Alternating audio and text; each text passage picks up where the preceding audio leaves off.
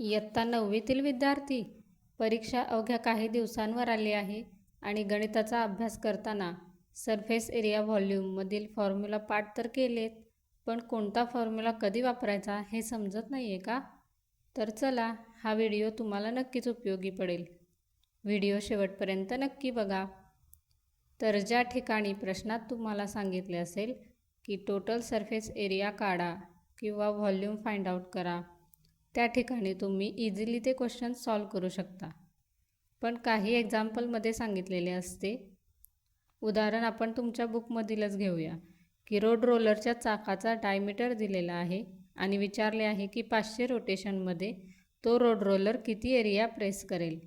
तर अशा प्रकारच्या एक्झाम्पलमध्ये आपण एक गोष्ट पहिल्यांदा कायम लक्षात ठेवायची आहे की या टॉपिकमध्ये डायमीटरची व्हॅल्यू यूज करायला एकही फॉर्म्युला दिलेला नाही.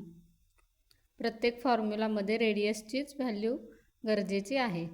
तर आपल्याला पहिल्यांदा डायमीटरवरून रेडियस म्हणजेच त्रिज्या काढावी लागेल. तर तुम्हाला माहीत आहेच की R=D/2 म्हणजेच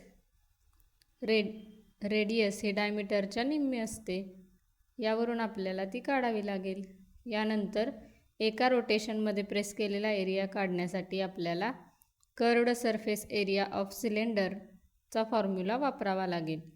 कारण रोड रोलरचे जे चाक असते ते सिलेंडरच्या आकाराचे असते.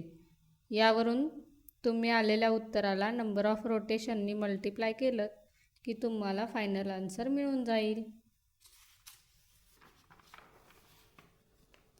आता बघूया नेक्स्ट टाईपचे एक्झाम्पल. तर एका क्वेश्चनमध्ये लेंथ, ब्रेडथ, हाईट या व्हॅल्यू दिलेल्या आहेत आणि सांगितले आहे की ओपन फिश टँक तयार करायचा आहे. तर त्या टँकमध्ये किती पाणी मावेल.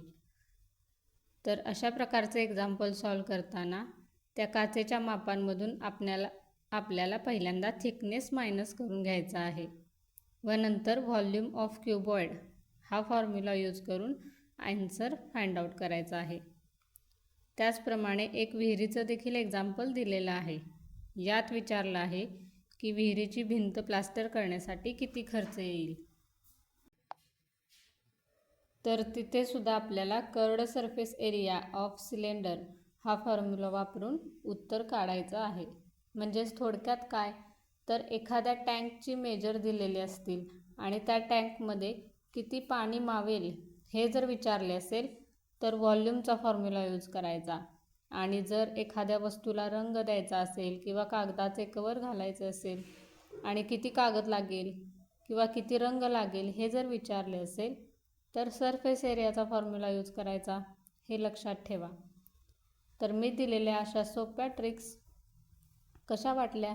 जर आवडल्या असतील तर व्हिडिओला लाईक करा आणि असेच अजून उपयोगी व्हिडिओ पाहण्यासाठी चॅनलला सबस्क्राईब नक्की करा, जेणेकरून तुम्हाला अजून सोप्या ट्रिक्स मिळवता येतील. धन्यवाद.